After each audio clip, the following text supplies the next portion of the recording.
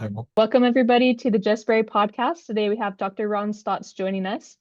Ron is a transformational executive coach, best-selling author, and inspirational speaker who helps high-achieving leaders move beyond success into fulfillment, conscious leadership, and legacy.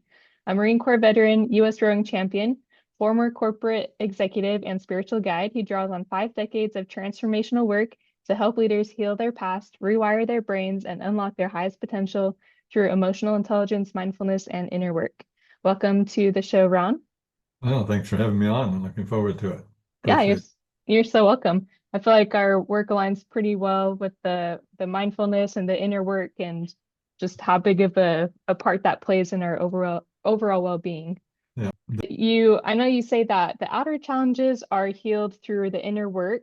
How can somebody begin that process? What I'm noticing is it's just this, society goes through stages. And right now they seem to be in a stage of if I can identify my childhood issues or if I can identify what I'm at the effect of, then that's all I need to do. Mm, They'll get on stage and talk about them. And it is the first stage is to acknowledge what's there, and that's great. But mhm, that isn't healing. The healing comes from not only acknowledging, but really getting in touch with and fully expressing and healing the emotions and where they came from, healing that inner child, if you will. mhm, And then even there's a third stage that most people do quite easily, but some still have trouble with, and that's you've got to acknowledge, you've got to fully acknowledge and express, and then you have to release. You have to release those mm, old patterns and move forward in your life. That's where the new neurological rewiring takes place. And mm. And you use breath work a lot for that um energy movement, is that right? well, the breath is kind of key to life. It's Yeah. life sort of starts with that first breath and ends with the last one, and really, how we breathe in between determines the quality of our life, the quality of our Mm, consciousness, our awareness of life, what level of fear or what level of acceptance and that whole attitude towards opportunity rather than fear comes in. So most of the people who come to me, they're very successful or they've done quite well, and but they've all gone through serious challenges also. But a lot of them, what they've done from early childhood is recognize, well, I'm acknowledged for being smart, so I'm going to really develop that part. I'm going to hide all these other parts mm, aren't so acceptable, and they really, that intelligence gets them into the right schools, into the right jobs, and the challenge is they hit this glass ceiling that we talk about, where all of a sudden that those abilities aren't enough, and unfortunately they start initially feeling like they're not enough. And what they're not understanding is no, you're just evolving and it's time to go within and access more of who and what you are. mm. What's one practical step that you would take with your clients to dive into that? Well, just getting them to breathe is Yeah. often challenging. I use it's a technique that's so simple, and over the years I've always just tried to find what's the simplest, easy technique and tool so that they can continue to use it throughout their life. And so, if I can get them breathing, if I can get them saying and completing a sentence, what that process is really about is it the breathing opens up the right brain, the more emotionally oriented, more emotionally aware, spontaneous, big picture aspect of our brain. And that takes them out of that logical, linear, I've got to understand Mm, aspect of our brain. It really avoids feeling primarily, wants to logically understand. And mhm, so in breathing, and they'll be saying a sentence, as a child, I recognized, or when, an emotion that I feel comfortable expressing or don't feel comfortable expressing, whatever it might be. There's hundreds and hundreds of them that I use. And so mhm, basically, it allows them to begin to move beyond what they know into what they aren't aware of that they know. And mhm, that's really the core part of self-discovery, healing, developing, evolving as a human being is becoming more self-aware.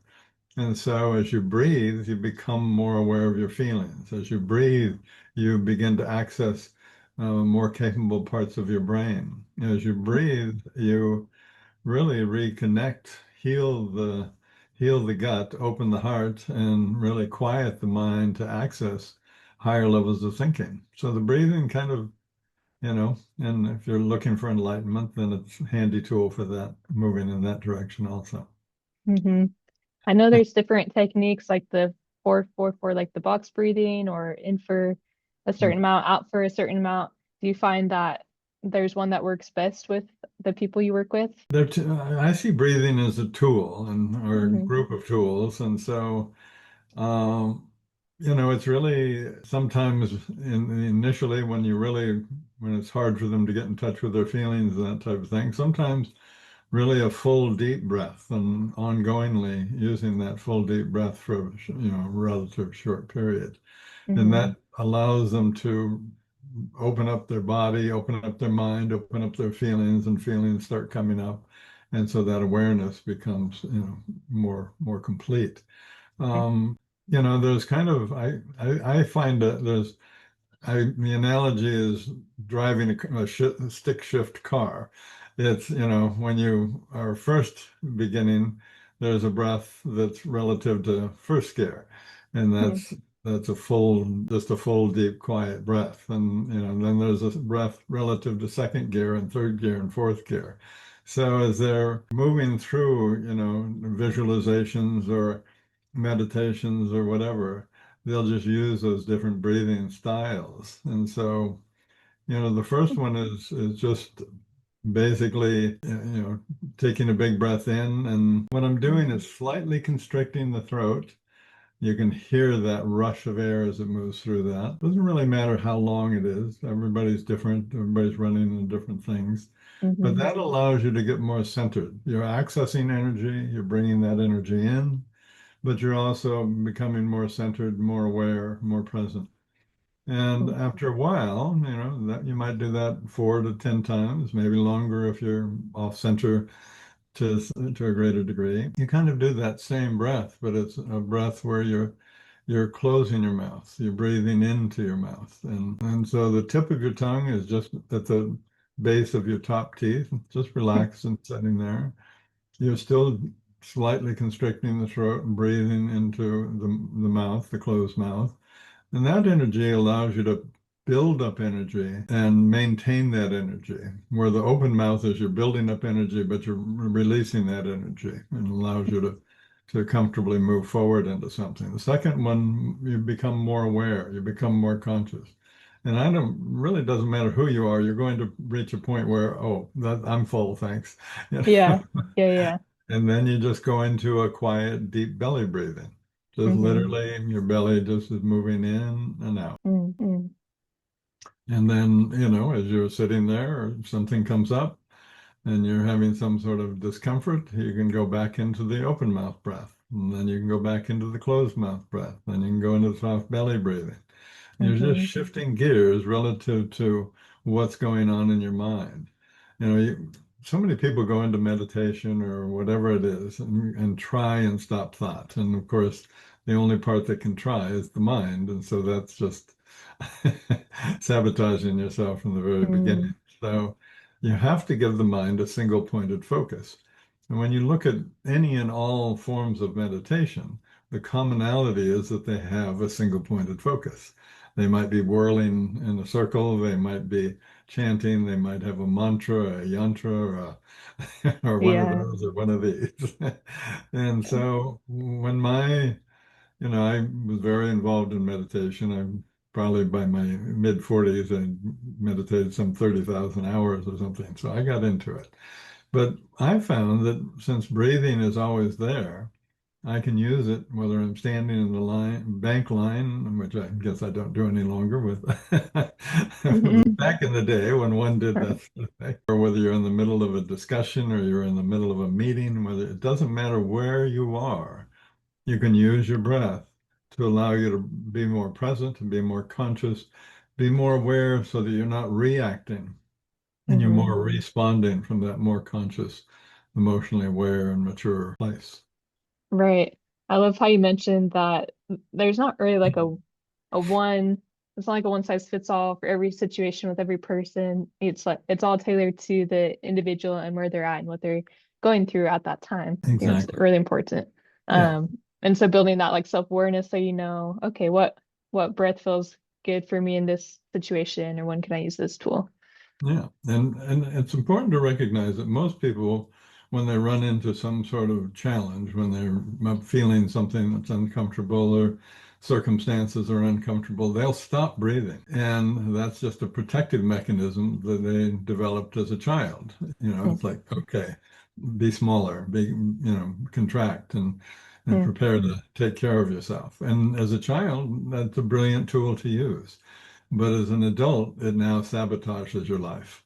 And Right. so, you know, you really want to be able to take better care of yourself. You don't want to play smaller because that literally shuts off your higher level thinking.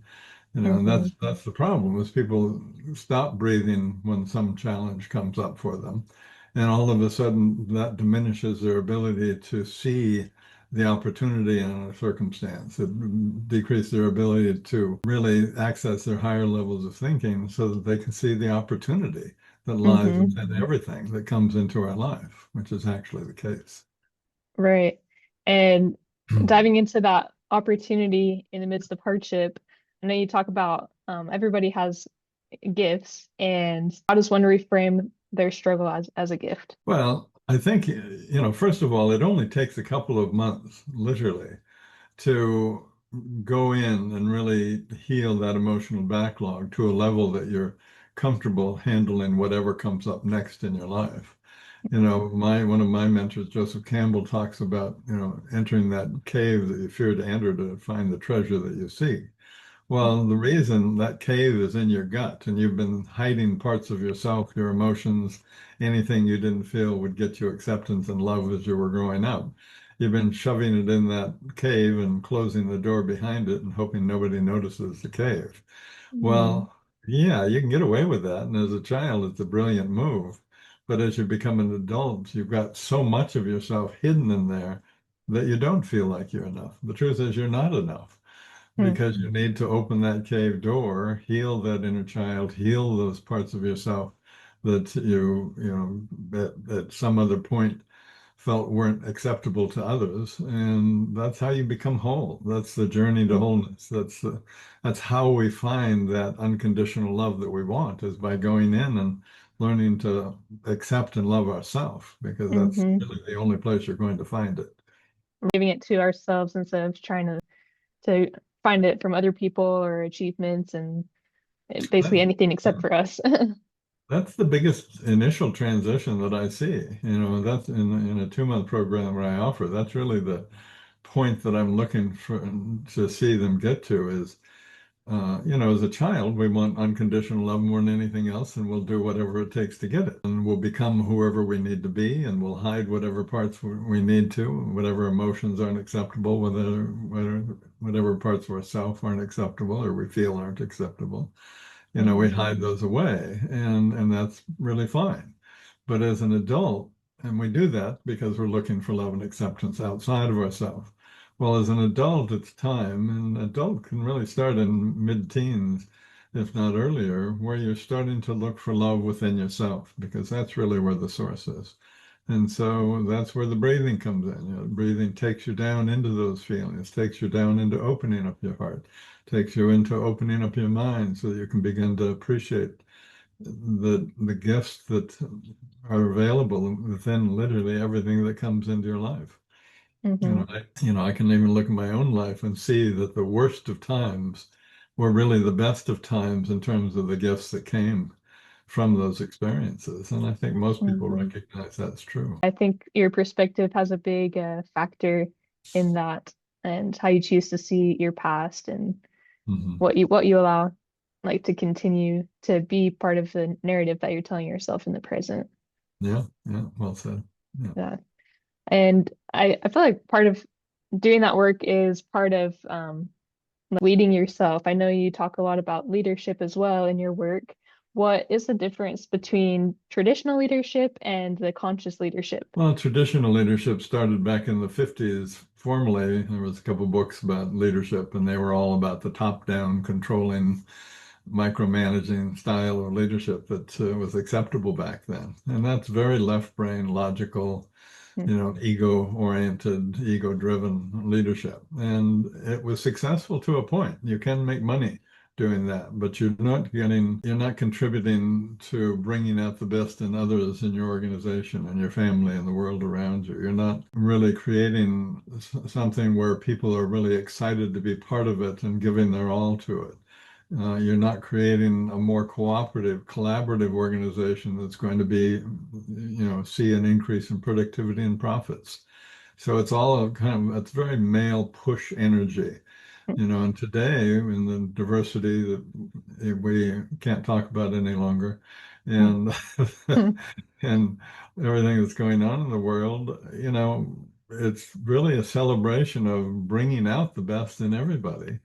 So, and leadership really, when I'm working with leaders, I'm looking for them to really not be doing anything. I mean, I know that Mm. sounds anti-leadership or something, but they should have others doing pretty much everything that they need to do on a daily basis so that they can really handle from a calm, centered, high-level thinking, conscious place what the tasks and problems and challenges that the leader really needs to look at. As a leader, it's not just a matter of keeping the business going. Your leadership within the organization should be doing that. You should be looking at new fields, new ways to, to support your clients, and it depends on your customer, Mhm. whatever that might be.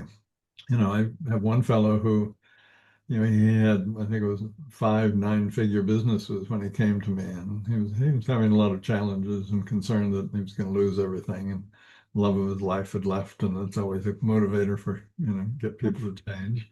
Mhm. But within a year, he had doubled the value of three of those organizations, and the love of his life had come back, and they've been happily married for many years now, and his two Oh. adult sons who had left were back and working with him, and his whole life, his entire life shifted to one where he was coming from that higher level of consciousness, a more self-accepting and loving place, which Mhm. allowed him to be more compassionate and empathetic with himself, which is then mirrored in his relationships with others.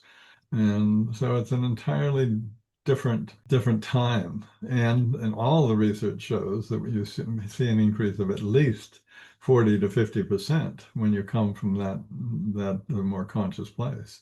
And Hmm. it makes sense. Yeah, completely. I think how you do one thing is how you do everything, right? So how you're Well, leading yourself, yeah, yeah. that's going to influence, how you're leading other people as well. Well, that's a great point because people, and they still do it, they'll go to work and they'll be that person, and then they'll come home and try and be a different person, and then they'll go to church or whatever their, Hmm. affiliations are, and they'll be that person. That's all you. You need to be one person. You need to be a unified human being who's able to, in integrity and from a good state of consciousness, live your Hmm. life in that integrated, supportive way for everyone involved, including yourself. Yeah.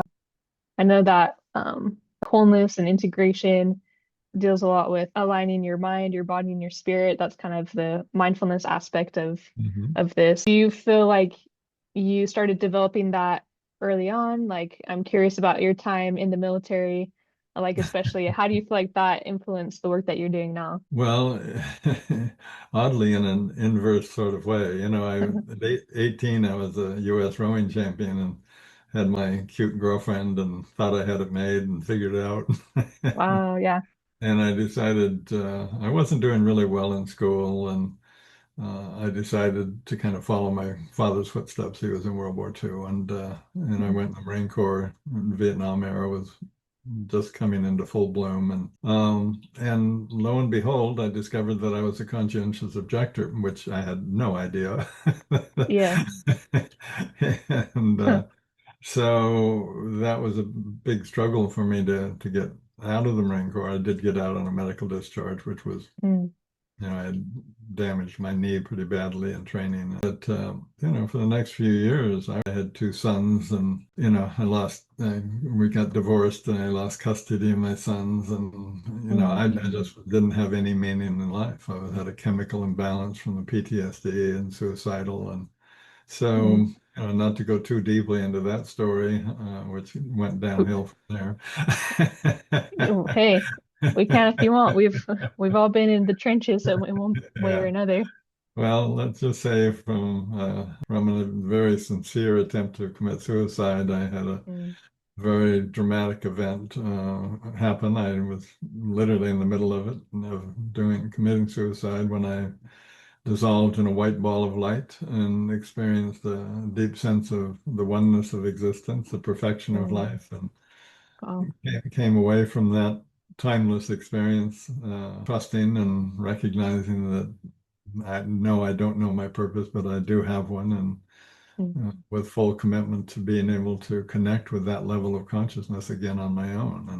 And I did accomplish that, and it made all the difference in the world. wow, thank you for sharing that. It's a big testament to when we're at our lowest points in life, that's often where we do find the light and that sense Yeah. of I mean, I sure didn't know anything purpose. about that sort of thing when it happened.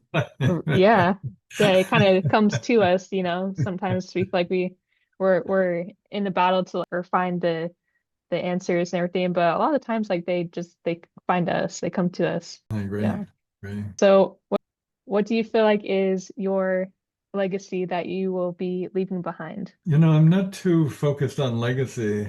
I'm focused on really getting the word out that being courageous enough to do whatever it takes to fall in love with yourself, being Mm, courageous enough to become the leader you're capable of being, even if you're just leading yourself, your family, others, being courageous enough to not be living your life for others, but to be really aware of who you truly are and what your highest intention really is, so that you know why you're here and you're enjoying fulfilling that purpose in your life. And I happen to be blessed, and I'm training others to pass, so everything that I'm doing can continue on. I'm coming out with a book pretty quickly now on that shares everything that I do, and so others can be doing it on an even more mm, complete level. So, yeah, I just want to create a more conscious and caring world, and I don't have any ego around being known hmm. for doing that.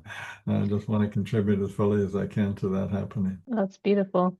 I think that's a big testament again to just like your who you are and your character and the work that you're doing and how impactful that is. So thank you for choosing to step into that space to help other people. Well, as you become more connected with yourself, and I see it with my clients, as they become more connected with themselves, as they become more whole and self-accepting and loving of themselves, that relationship with themselves is mirrored in their relationships with others.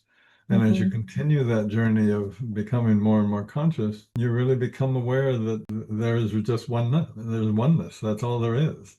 Hmm. And the intention is to really we get to influence that oneness. Our consciousness quite literally influences that oneness. And if you have half the planet focusing on nastiness and fear, and the other, celebrating love and supporting others and bringing the best out of the world, then that's where the conflict comes from. That's what's going on.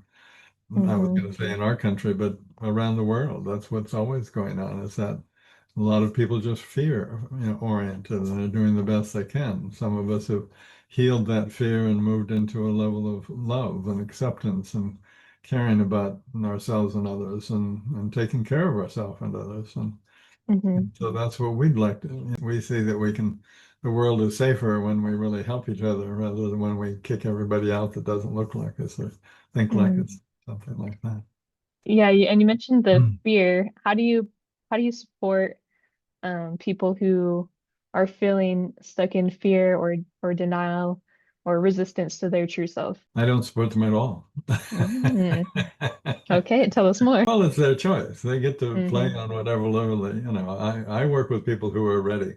That Hmm. fear is taken over their life and so fully that they're just sick and tired of it, and willing to do whatever it takes to heal it. And I am fully aware that the work I offer is very deep and can be very initially very scary, but Mm-hmm. it works, and it works in a very short time, and it transforms people's lives in levels that they never could have imagined. You know, I have Yep. a new, very high level executive woman coming in, to just started working with me, and boy, just incremental baby steps to, Yeah. to get her to breathe and open up, and yet she runs women's groups. She does, she's really, very successful in terms of corporate world. But it's so exciting because I know she's sharp as a tack, and just, I know she's going to take this new awareness that she's gathering, even recognizing in our first visit, and she's going to take that and influence thousands of others. And there's nothing more exciting than watching that happen. Oh, oh, I love that. It sounds like the people in your sphere are very blessed to have you. And I'm sure you feel very blessed to be working with them as well. Oh, very much so. Yeah. I mean, it's, Yeah. people ask me about retiring, and I go, well, why would I do that? Yeah, I mean if you love what you're doing, right? Yeah, I mean, it's Yeah. just an absolute privilege to watch people come from that frightened, closed down, I don't know who I am or what I want place, and to watch them with nourishment and breathing and openness to blossom Hmm. into a life where they're really creating the inspired life that they recognize that they're worthy of. I Hmm. mean, what, who Doesn't doesn't get want better than that. that? I've been opening myself up more to that space of creation and just remembering that as a child, I loved to, paint or sing or express myself in different ways. And it seems like I kind of strayed away from that when I was Yeah. growing up. And so when you just mentioned creation, I think that's such an important aspect of not only healing, but just like living fully. If you're Yeah. not creating, you're dying, in my point of view. Yeah. Well, and that also is quite, I mean, I have people do single hand or alternate hand drawing and different types of things, and that really stimulates the development of the right brain. And as Mm, you stimulate that right brain, it begins to cooperate and work with the more logical left brain. So you have this bigger picture awareness with an emotional sensitivity and spontaneity, working with this logical, linear, I got this optimum path to get us to where we want to go to. You put those together, you've got a real powerhouse of a brain. You mm, have increased creativity, imagination, intuition, and much, much. But you yeah. also, as you heal the past, that, all that 90% of our subconscious thoughts that we're not aware of quiet down. And because the subconscious become conscious. And as Mm, we heal those, our brain becomes quieter. And as our mm, brain becomes quieter, that forebrain takes over the role of conscious CEO from the amygdala, the emotional center, that is so reactive and, fear-based and that type of thing. So all of a sudden, you have access to levels of thinking that you just didn't even know you had available before. So your life changes completely.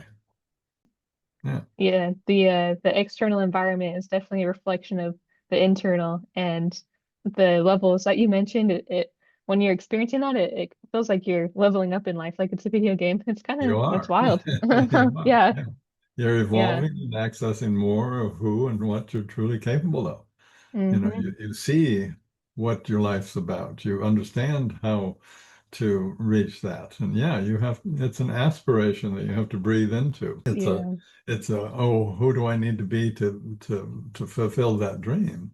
But Mm. that's what makes life worthwhile, is to really understand, that it's about evolving and growing, not stasis in some limited comfort zone that literally ends up killing you. Yeah, this is really good. Thank you for sharing all this with us. I hope you're taking notes. If you're listening, be taking notes because this is really good stuff. I want to ask your 10-year-old self, 10-year-old Ron, Mhm. what would he tell Ron right now? What would my 10-year-old self? My 10-year-old self was having a blast running around in the woods playing with his friends. Um, My 10-year-old self was really celebrating his life, but there was the part that didn't feel that he was acceptable. He couldn't do it good enough. My dad didn't have a dad, or he had a stepdad who was kind of, a great grandfather, but I wouldn't have wanted him to be my father, so he Hmm. just wasn't in touch that way. But, so he would try and help me by, having me do things better or something. But it really turned out that I felt like I couldn't do anything good enough for him. Mm. And at school, I was just, I mean, my area of expertise in school at that age was looking out the window.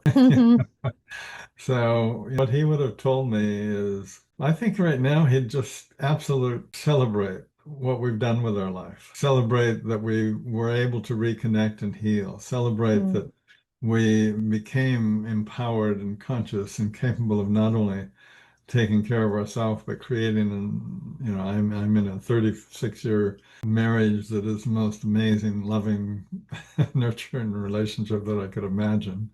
Mm. Although I keep trying to imagine it better. Yes, of course. And just the contribution to the world that we're making. Mm. He was doing him, and I think we reconnected so fully. I mean, I still watch him come out. I'll be playing golf and I'll hit a really good shot and spontaneously say something like, "Way to go, Ronnie." Aw, I love It's like, where did that come from? that. You know? That's awesome. But yeah, and just in my relationship with my wife, I can always tell when that little boy comes out and wants to Mm. play. And so, yeah, it's a matter of just integrating all those different aspects of yourself and giving them all permission. Just that cave door should be open. Put in party lights, have music, invite your friends so that they can help point out things that still need to be cleaned up. Really, vulnerability turns out to be give you access to some of your greatest strengths. And so, you might feel like you've got it all squared away because you're invulnerable and you're tough and nobody can touch you and you don't have to feel anything, but you just shut yourself off from life. And that's too bad. Hmm. Yeah, that's a lonely place to be. It is. It is. Yeah. Yeah. Yeah. Well, thank you so much, Ron. This has been a very, very enlightening conversation. Really appreciate your time and coming onto the show. And those who are listening, please share the episode with somebody who you know may be going through a hard time or could benefit from this conversation. I think it is a really good reminder that no matter where you're at in life, what you're going through, what you're struggling with, that there are tools that you can implement today and every Absolutely. day to go into that cave, find the light, have a little dance party, put up the party lights, like how you said that. And yeah, just keep moving forward and continue shining your light for others as well. Yeah. So thank you again, Ron. Well, thank you, Jess. You take care of yourself, okay? All right. All right. Bye.